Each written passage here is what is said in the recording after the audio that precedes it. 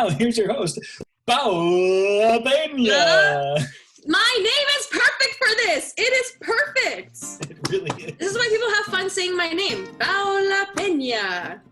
Gol! Paula Pena. So now it just sounds like I'm falling down a cavern and my name is like, oh, into the abyss. Paula Pena.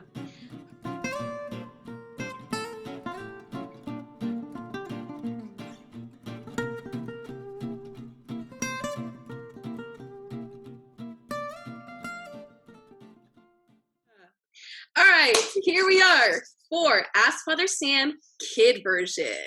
So these are rapid fire questions, Father Sam. We received a bunch of questions in written form, but also through some audio messages. So here is our first question from Patrick. My name is Patrick, and I want to ask Father Sam what's his favorite baseball team and what's his favorite player on that team. Nice. All right. My all-time favorite baseball team forever and ever will always be the New York Mets. Who's my favorite player? I guess I would have to ask the question, are you asking my favorite all-time player or my favorite current player? So all-time, man, I don't even know that.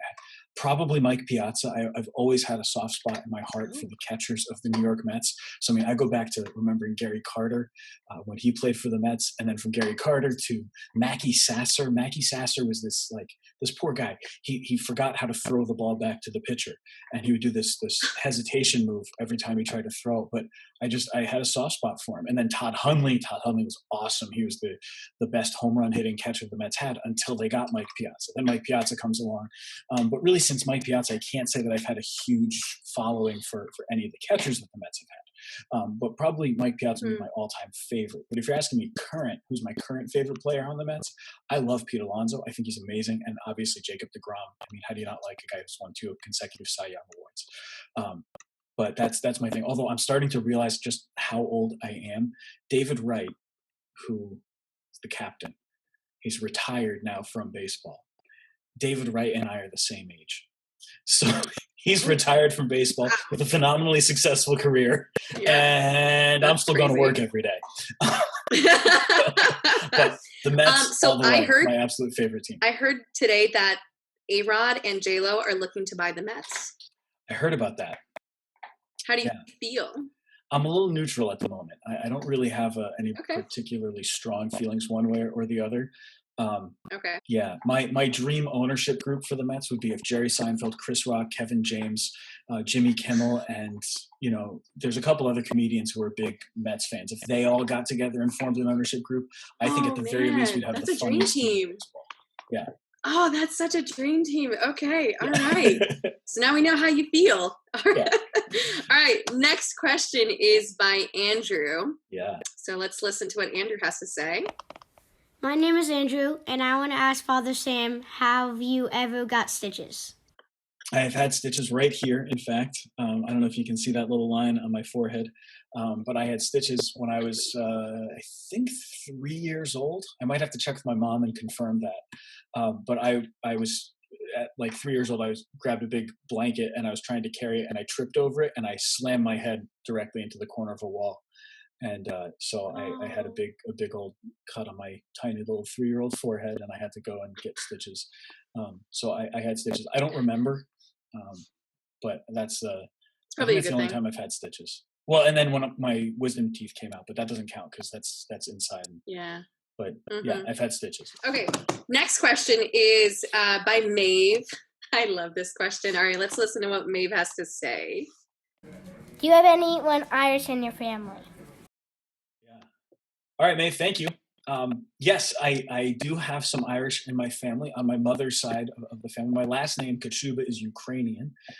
And then so my dad's grandparents came from Ukraine and from Sicily. And then my mom's grandparents came from Ireland by way of Nova Scotia. I've got to be honest, though. I'm not 100% sure where in Ireland. I'm going to look that up. But yes, I do have Irish in my family, and that's why I play so much Irish music. Although I learned that from my father, who's Italian and Ukrainian. So, go figure. Doesn't make any sense. You're just a mutt. Exactly. Yeah. I think there's some French thrown in there too. Right. That's so they say. All right, so Annie has this next question. Let's see what she says. It's a little personal, so let's see how you feel about it. My name's Annie, and I'm gonna ask you Who's you? Father Sam, what was your high school GPA? I'd like to know. So what was your GPA score in high school? Man. You seem to be a smarty pants. I don't know if you were lazy. Okay, so Annie, I wish I could give you an answer that is more precise. I don't know what my GPA was in high school. I know that I was. This is going to sound like I'm bragging now. I'm not trying to brag. I was usually on the honor roll, but not usually high honor roll. So like, I was smart enough, but not so smart that I looked like I was really smart. I was So I did make the honor roll a lot in high school, but I never made it into the National Honor Society. And I'm not still bitter about that or anything, but I am a little bit because I did lousy in my math class because there's a whole TED talk about how nobody is bad at math. I'm bad at math. Okay. I was never good at math. And I had outstanding math teachers though. And they tried so hard to help me. I can remember sitting in a classroom after school with like 3 different math teachers. Only one of them was actually my teacher, but 3 of them were sitting in the room trying to help me understand certain concepts, and I couldn't get it. They were so helpful to me. They were so good. They were so dedicated. I can only praise them for what they did. It was never because of the teachers. It was always because of me. But anyway, I did well in high school. But I never made the National Honor Society, so I can't remember my GPA. But I think I was a pretty decent student. Okay, that's okay. So the next question is from Rowan. So Rowan asks, how many priests have been at St. Pius? Okay. So are you noticing a whole bunch of Irish names here? So I didn't. Yeah. Well, I mean, like the first. Yes. Okay. Patrick, Andrew, made Annie. Yeah. Okay. There we go. It's all Irish names. This is great. I love it. Now we just need, a guy named Shannon to ask a question, and we're good. Yeah. How many priests have ever been at St. Pius? I don't actually know the answer to that. I am the. I think that I am the 6th pastor of St. Pius, maybe the 7th pastor of St. Pius. 6th. I think I'm the 6th pastor. I'm going to double check that. Let's say I'm the 6th pastor or the 7th pastor of St. Pius, whichever. And then each of those priests has had at least one priest with him, usually during that time. But sometimes there have been other priests who have been here for a period of time. So I don't know exactly the number, but at least there have been 6 pastors. And then, I was here since 1955 when the church was established, when the parish was established. But I was here as parochial vicar. So I would count only once, but I've been here for 2 different assignments. So that's always a fun one. It is. Yeah, so I don't know the full number, but at least 6 pastors. How's that? Good question. Okay, so this is a second question by Rowan, and she wanted to know, if you break your Lenten sacrifice or abstinence, what happens? Ooh, that's a really good question. Is there a consequence? Yeah. So, Rowan, if you give something up for Lent, and then some point during Lent you do whatever the thing is that you gave up. So if I give up chocolate, and at some point during Lent I eat chocolate, even though I said I was going to give it up, it's important to always remember that the purpose of whatever our disciplines are during Lent, the whole point is for us to grow in our discipline and to offer it as a penance. And so if we break it, say, okay, I'm going to start over again. It's something that you might want to say in confession, but you don't really, it's not necessarily sinful to break your Lenten promise, because your Lenten promise, your Lenten discipline is for you. So it's meant to build you up. So the more it's building you up and helping you, then the better off you are. So my recommendation, anytime somebody breaks their Lenten discipline, is start over again right away. Just start over again and you'll be fine. Begin again. Yeah. Begin again. Okay, question. All right, let's move into Charlotte's. So she sent another message through audio. Let's listen in on that. Hey, Father Sam. I was wondering, would you rather watch Lord of the Rings or Star Wars? it's important for me, at least when I think about this, to remember that Lord of the Rings, for me, always starts as a book, right? This is something to read, whereas Star Wars is only a movie. So if I'm going to watch, if I just want the movie, then I might be more inclined to lean on Star Wars as my as a go-to. But at the same time, if I'm looking for the story, something about Lord of the Rings always calls to me. If you gave me the choice between watching Star Wars and reading Lord of the Rings, I'm going to read Lord of the Rings every time. There it is. Are you going to read it finally? Are you going to read it? Yes. Yes, good. I have read The Hobbit. I don't know why it's in 3 books and why it looks like it's really, really old in my personal opinion. But I will read them. Yes. Good. Oh, I'm so glad. Okay. So I'll always choose to read Lord of the Rings over watching Star Wars. But if it's a question of just watching the movie adaptation of Lord of the Rings or watching the Star Wars movies, I'll probably still lean more towards Lord of the Rings, but Star Wars can be pretty entertaining. Although episodes 1, 2, and 3, I'm just not a huge fan of. I've got to be honest about that. And some people might be offended by that. I don't mean to offend anyone, but they're just not my favorites. So then, related to her question about Star Wars. Father Sam, did Han shoot first? Charlotte, the answer to that question is, of course, yes, Han did shoot first. There's no question in my mind that Han shot first in the cantina. But I think that it's important in this particular case. Now, I'm not advocating violence by any stretch of the imagination, okay? Let's understand that. But I think it's important to say that Han he shot first, but it was a preemptive strike in self-defense. He knew what was coming, and he knew the danger that he was in. He knew the danger that he was putting other people in. So in order to protect himself, to protect other people, he shot first and was able to escape with his life. And because he was able to escape with his life, I mean, galaxy saved, right? So in this case, I think he was justified in what he did. But as I say that, understand I'm not in any way advocating violence, nor am I suggesting that it's okay when you're approached in a cantina to shoot somebody. I'm clear on that. But Han shot first, and I'm okay with it. Great question, That's Charlotte. good. Yes, that's a great one. All right, so Hi, Father Sam. I was wondering if,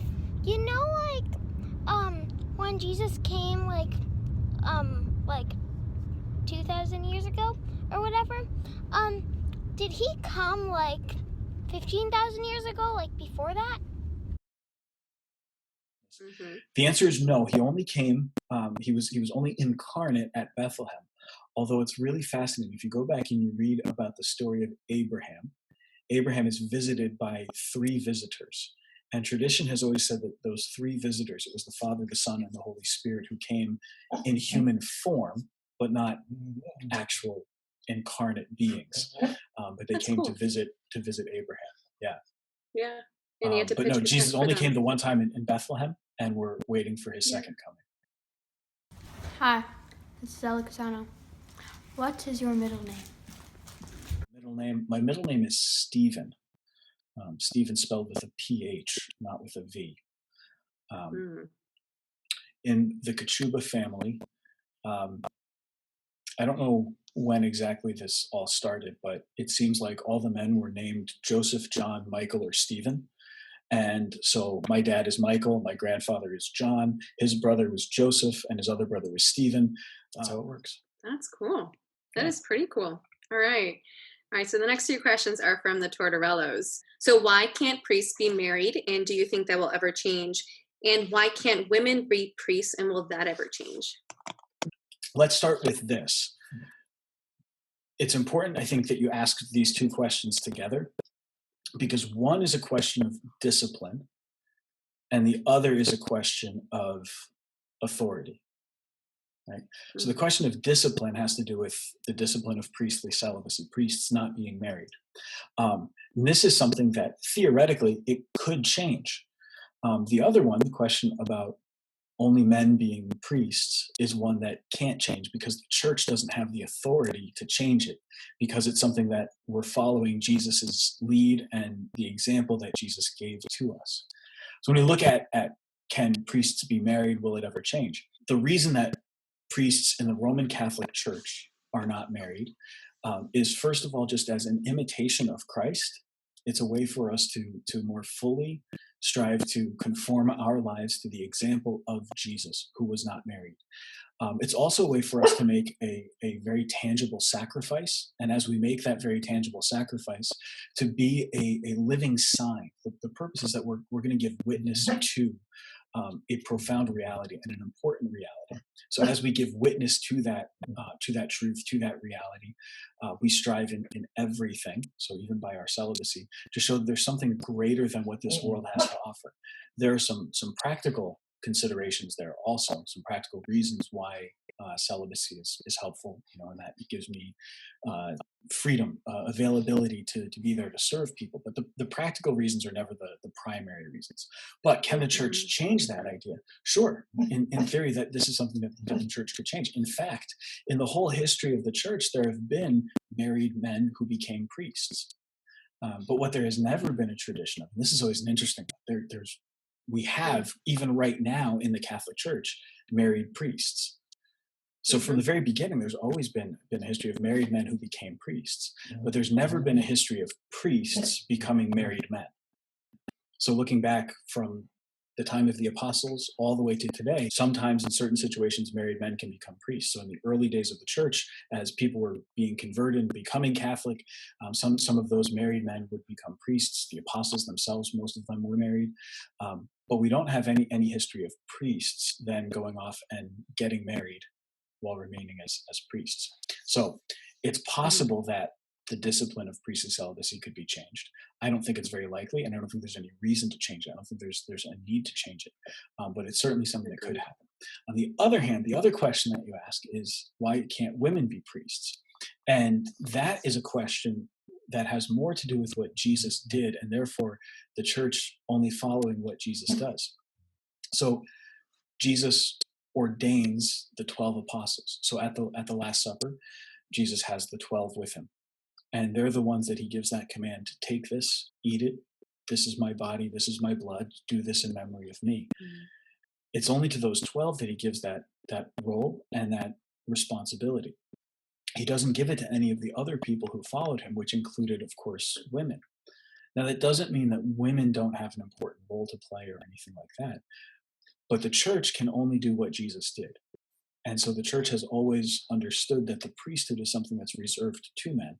If you go all the way back to the Old Testament, you'll see that the priesthood was reserved to men also, because the priesthood was hereditary. So you had to be of the tribe of Levi. You had to be a man in the tribe of Levi in order to be a priest. And so fatherhood was an important component of priesthood. The priests of the Old Testament in the Jewish faith had to have children. And so fatherhood was an important component of all of that. Now, moving forward from there, Jesus himself chose 12 men. This has nothing to do with, again, whether or not men are better or women are better. That doesn't ever enter into the picture. A lot of people kind of get confused with that. They'll think that it's about men trying to be better than women or women not being given equality or anything like that.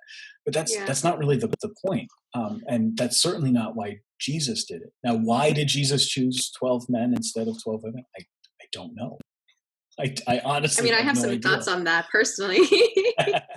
Well, because I'm like, okay, here I am as a woman in the church, but there's a beauty. I think once I begin to understand the feminine genius, as John Paul II wrote, like as I enter deeply into how I was created as a woman to receive, there, like that theology, that understanding that I am here to receive the Lord. The way that I am made is in a place of receiving. And so in the way that I am involved in the church is in a place of receptivity. And so when I live that all authentically, I'm really starting to live in a place where I am created. And for the priests, like priests are meant to give in the way, like, their own masculine genius is set up in giving life the way that Jesus did. And so you share in that truth that is so primal to knowing our identities. It's never between like men or women, like obviously, like goes back into scripture, we're different but equal, feminine genius and the masculine genius are so crucial to understanding the role of priesthood and me as a laywoman. Or, if I were to become, if I were a religious sister, my understanding is so crucial to that understanding of my femininity, and then for men to understand masculinity as God intended. Sure. The other part of priesthood that's so important is to remember that the priest is called to be a servant, to give everything that he has in service to the whole people of God. It's not about my authority or my power or anything like that. A lot of times this discussion gets wrapped up in those kinds of things, and it's about, is it fair that men can do this and women can't? But in fact, this isn't about trying to get women to do the same thing that men can do, nor is it about men lording something over anybody else. Rather, this is about service. Now, every time priests lose sight of the fact that they're called to be servants, and that can happen. It happens to me, and it happens to every priest I know. Every time we lose sight of what it means to be a servant, that's when we start to get into trouble. That's when we start to fail in our mission. But every time we're called back to that, we remember that this has nothing to do with just because I'm a man, I'm able to do this. This has everything to do with God called me in spite of the fact that I am a man, in spite of my unworthiness, and He's asked me to be a servant. And so my job is to be a servant, is to serve you, is to serve the whole community. Women as much as men are called to share in the priesthood of Christ. It just looks a little bit differently. So called to minister to other people, to preach. Mary Magdalene was the first one who talked about the resurrection to the apostles. So and that role is still super important. Right. You're talking about theologically the priesthood of all the baptized. All of us share in Christ's priesthood. So we're all called to make people holy. We're all called to serve them. We're all called to proclaim the gospel. We all have this role to play together. That means we're all called to be saints. So if we're all called to be saints, every single one of us can become holy. And let me tell you something. I know a lot of women who are way holier than I am. Way more holy than I am. Way more holier than I am. Whichever it is, right? Yeah. There are women who are have reached heights of sanctity that I can't even imagine yet. So, Tortorello girls, you are called to be holy. You are called to be witnesses of Jesus Christ in the world. You're called to service in the church too. The way that you're called to service is going to look different than the way that I'm called to serve into service.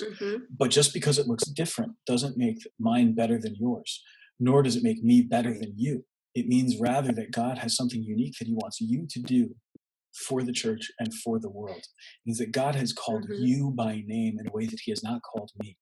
And therefore, you are the only one who can fulfill what God has called you to do.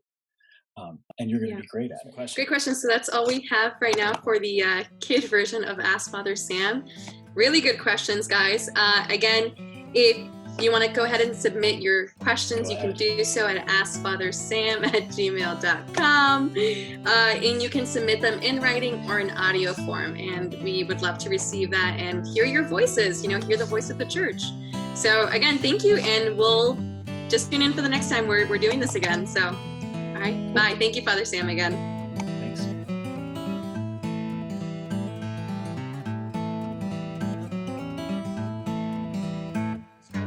I personally have never actually had it because it looked really disgusting. Because you're not cool? No, because I I didn't care. So I was like, I'm not going to go start eating the food of the cool kids, and apparently Paul was not a cool kid. Yeah, no, I was like, I don't care. I'm not here for this. You made the honor roll. Went to college. You're a priest. You got a master's in divinity. You're good. I got a licentiate. Yeah. Better than true. I take that back. You are, yes. Okay, all hail Father Sam. I'm sorry. Sorry.